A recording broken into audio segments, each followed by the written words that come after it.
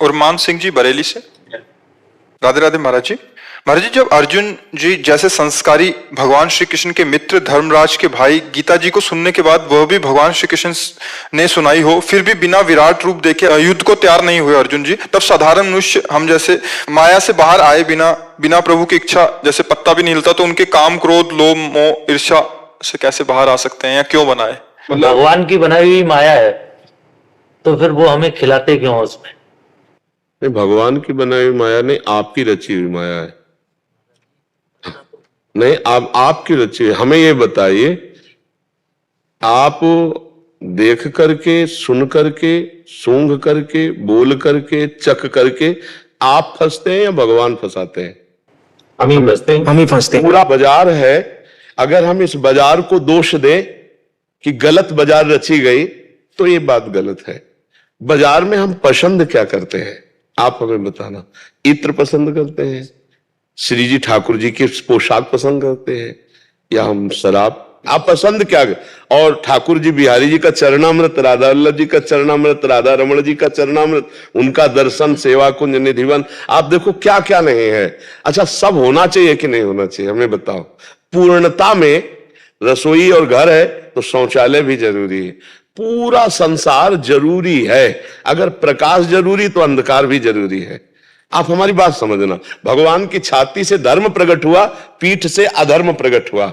एक शक्ति देवताओं को बढ़ाती है और एक शक्ति भगवान की दैत्यों को बढ़ाती है। धूप भी अच्छी है, छाया भी अच्छी है, गर्मी भी अच्छी है, सर्दी भी अच्छी है।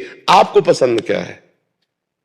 भगवान ने अपना पूरा सृष्टि को संपूर्ण, भगवान पूर्ण है ना, तो उन्होंने पूर्ण रचा है। आप ये नहीं कह सकते कि ये नहीं है। जैसे भगवान के ऊपर नाराज हो कि भगवान अगर ये बनाते ही नहीं तो हम फिसलते क्यों? नहीं भाई, ये ठीक बात नहीं। नहीं, ये बात ठीक नहीं। बात ये है कि हमारी कमजोरी है कि हम फंसे क्यों। हम अपनी माया में फंसे, हमें कोई माया नहीं फंसाए।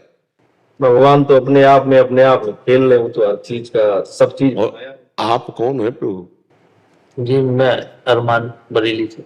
नहीं तो आप ये शरीर का परिचय बता रहे ला।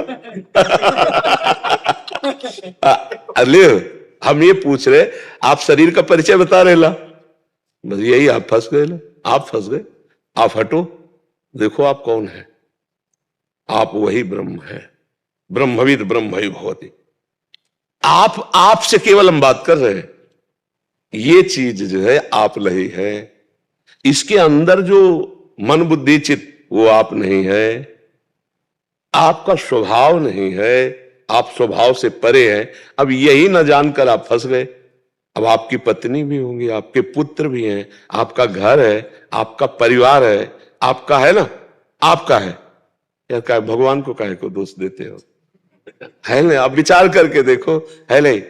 अगर भगवान स्त्री न रचते, भगवान पुत्र न रचते, भगवान मकान व्यवस्था घर, अब आप पसंद क्या करते हो? जैसे अब हम पसंद किया भावागिरी, भगवान के बाद भगवान ने दे दिया। आपने पसंद किया गृहस्थ, भगवान ने आपको गृहस्थ दे दिया। भगवान कहां फंसाए? आप बताओ कौन आपको फंसाए? आप ही तो फंसे हो। आप ही फंसे हो। अब हम लोग भगवान को दोष देते हैं। वो पूर्ण है, वो पूर्ण की रचना की है, तो पूर्णता में फिर सब होना चाहिए। अब हमको क्या पसंद है, ये हमें बात देखनी है ना। अब ये थोड़ी, अब जैसे कि जो भगवान ने बनाया है, या सब खाने के लिए तो बनाया है, तो हम तो सब खाएंगे, तो औरों कुछ बनाया है, नरक, वो भी भोगने के लिए बनाया है, तो वो भी भोगना पड़ेगा। नहीं, कैंसर, हार्ट फेल, ये भी तो भगवान ने बनाया है, तो इसकी भी तैयारी रखो। अगर बचना है दुख से, तो भी सही मार्ग को चयन करना आपको पड़ेगा। अच्छा, भगवान ने जो विराट रूप अर्जुन जी को दिखाया है, वो अर्जुन को पहले से पता है कि हमारे श्री कृष्ण कौन है, लेकिन अर्जुन को निमित्त बना के भगवान ने हमको दिखाया है। सही पूछो तो हमको दिखाया है। अर्जुन जी और भगवान दो नहीं है। नर नारायण बद्रिका आश्रम में एक साथ तप करने वाले दोनों महापुरुष है। तो हमें लगता है कि गीता जी, अर्जुन के अंदर मोह पैदा होना और भगवान का गीता जी प्रदान करना, ये हम सबके लिए है। अर्जुन तो भगवत स्वरूप ही है। वो प्रश्न करते जा रहे हैं हमारे लिए, ज्ञान मार्ग का, भक्ति मार्ग का, कर्म योग का, सांख्य योग का, जो जैसा अधिकारी, सबका उत्तर गीता जी में है। तो अर्जुन जी को तो वास्तविक पूछो तो कोई अज्ञान नहीं था, तो भगवान ने जब कहा, गौर से देखना गीता जी में, भगवान से जब अर्जुन जी ने कहा कि दोनों सेनाओं के मध्य में हमारे रथ को हे केशव खड़ा करो, तो खड़ा करके कहा देखो अर्जुन, वो ही कहने में ही घुस गई भगवान की माया। देख अर्जुन, अरे ये तो सब हमारे रिश्ते नाते चाचा ताऊ, इनको मारूंगा। और अभी तक दिव्यास्त्र जो समेट रहे थे, तो किनके लिए समेट रहे थे? इन्हीं के लिए तो समेट रहे थे। तब नहीं मोह हुआ, जब भगवान ने कहा देख अर्जुन, तब हुआ। इसका मतलब भगवान गीता वहां प्रकट करना चाहते हैं अर्जुन के हृदय में मोह पैदा करके। वो विराट, वो महिमा, वो सब हमको दिखा रहे हैं। हम जाने कि हमारे प्रभु कैसे हैं, हमारे प्रभु कौन है। तो देखो भगवान के विविध रूप हैं।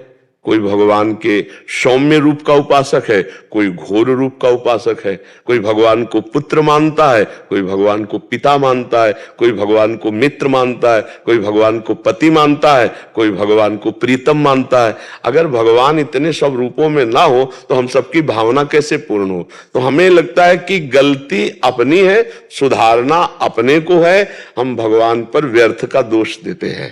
क्यों भाई, आप बताओ, नहीं तो कहीं आपको लग रहा हो तो हम आपका साथ दें। मुझे ये लग रहा है अर्जुन जी को जब उन्होंने विराट रूप दिखाया उसके बाद वो युद्ध को राजी हुए। नहीं, उसके बाद भी बहुत प्रश्न हुए। आप देखो ना, विराट के बाद बंद हो गया क्या प्रश्न करना? आप देखो ना, विराट स्वरूप भगवान ने दिखाया, उसके बाद सैकड़ों प्रश्न हुए। आप देखो, गीता वहीं से बंद हो गई। अगर आपके अनुसार होता तो गीता वहीं से बंद हो जाती। विराट के बाद तो बहुत ही प्रश्न हुए। भगवान ने बहुत सी विभूतियों का वर्णन किया, बहुत से प्रश्न उत्तर हुए। पाप जो उत्पन्न हुआ उसकी वजह से मैंने ये प्रश्न। पाप हमसे हुआ है ना, भगवान से उत्पन्न हुआ क्या? तो गलती हम अपनी माने, भगवान से भी माने और अपने मन से भी माने कि हम गलत हो गए। देखो, अभी इसके पीछे बैच में हमने कहा था कि जब हमारी 4 बहनें हमारे साथ खेलती होती हैं तो हमारे अंदर पाप बुद्धि नहीं आती है, वो हमारे समान ही हो। लेकिन दूसरी की एक बहन देखकर हमारे अंदर पाप बुद्धि क्यों आ जाती? भाई बहन कैसे खेलते, कभी वो पीट रही, कभी ऐसे लड़ाई हो रही, कभी हंस रहे, कभी खेल रहे, कभी पाप वासना नहीं आती, कुछ नहीं होता, क्योंकि वो मेरी बहन है। वहां कभी काम भाव आता नहीं, और वही दूसरे की बहन है। अब इसमें भगवान का दोष है या हमारा दोष है? बात ध्यान देने योग्य बात है। इसमें गलती मेरी होती है जहां हम पाप कर्म करते। भगवान ने आपको पत्नी दी, आप उसमें सीमित हो जाइए। भगवान ने एक सीमा बना दी। मान लो पानी ग्रहण किया, पत्नी दे दी, तो आपके विलासिता के लिए एक सीमा बना दी। एक परिवार के घेरे में आपको धर्म में बांध दिया गया। अब उसके विपरीत आप चलो कि भगवान केवल हमारी स्त्री बनाते और स्त्री बनाते ही नहीं तो पाप ही नहीं होता। तो भगवान ने कानून भी बनाया है, पुलिस भी बनाई, डंडा भी बनाया है, और वकालत भी बनाई, जेल भी बनाई, और नरक भी बनाया, दुर्गति भी बनाई। तो हमको ये बात ध्यान देनी, लोग जो कहते हैं भगवान की इच्छा के बिना पत्ता नहीं हिलता, नहीं, उस बात पे तुम हो क्या? हमें तुमसे पूछते हैं कि उस स्थिति में हो कि भगवान की इच्छा के बिना पत्ता नहीं हिलता। इस स्थिति में आ जाओ और तुमसे पाप हो जाए तो हमसे बता देना। तुम अहंकार की स्थिति में हो, मैं देखता हूं, मैं सुनता हूं, मैं भोगता हूं, और आप दोष देते हो कि भगवान की इच्छा के बिना पत्ता। जब अपनी इच्छा को भगवान की इच्छा में मिला दी जाती है तो पाप हो ही नहीं सकता, क्योंकि अहंकार से पाप होता है। आप अपनी इच्छा को शास्त्र इच्छा या गुरु की इच्छा में मिला दो, फिर पाप हो जाए तो हमें बताओ। भगवान की इच्छा में मिला दो, फिर पाप हो जाए तो बताओ। हम अपनी इच्छाओं को भगवान की इच्छा में थोप देते हैं। जैसे हमारे मन में आया कि अब ये करें, अब वो गलत हो गया, बोले अगर भगवान की इच्छा ना होती तो ऐसा गलत क्यों होता? नहीं, तुम्हारी इच्छा थी, भगवान की इच्छा नहीं थी।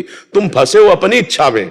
अगर जा ही न चाही कबहु कछु, तुम सन साज सने, तो बसो निरंतर तासुर सो रावण ने जिगे। वो तो बहुत सिद्ध पुरुष है जिसकी कोई इच्छा ही नहीं। हम लोग अभी थोड़ा ज्ञान की धारा में हैं, इसलिए ऐसा सोचते हैं कि हमें देखना है भगवान की इच्छा और अपनी इच्छा, इन दोनों में भेद देखना है। अपनी इच्छा मुझे गलत ले जा रही, भगवान की इच्छा कभी गलत नहीं ले जा सकती। थोड़ा अपनी इच्छा को भगवान की इच्छा में मिला के देखो, फिर आपको कैसा लगता है, कितना आनंद मिलता है। लेकिन हम भगवान की इच्छा में अपनी इच्छा नहीं मिलाते, अपनी इच्छा करके और फिर उसे भगवान की इच्छा में थोप देते हैं। जिसे गोस्वामी तुलसीदास जी ने लिखा है, काल ही कर्म ही ईश्वर ही मिथ्या दोष ले। ये थोड़ा तवज्जो पड़ेगा प्रभु। आपका अहंकार से संचलित शरीर है, और जिस दिन अहंकार भगवान के चरणों में समर्पित हो गया तो आपसे कोई पाप कर्म हो ही नहीं सकता। क्योंकि अहंकार में ही पाप कर्म होते हैं। जब हम अपनी इच्छा भगवान को दे दिया तो वो महापुरुष हो गया। बस इच्छा ही तो बंधन का कारण है। इच्छा ही बंधन, जितने हमसे पाप होते हैं इच्छा के कारण होते हैं, और वो इच्छा शरीर को लेके होती है। अगर हम अपने स्वरूप को जान जाएं और अपनी इच्छा प्रभु के चरणों में समर्पित कर दें तो ब्रह्म भूता प्रसन्न आत्मा न सोचति न कांक्षत, इच्छा नहीं रह जाएगी। भगवान को जान लिया तो इच्छा ही नहीं रह जाएगी।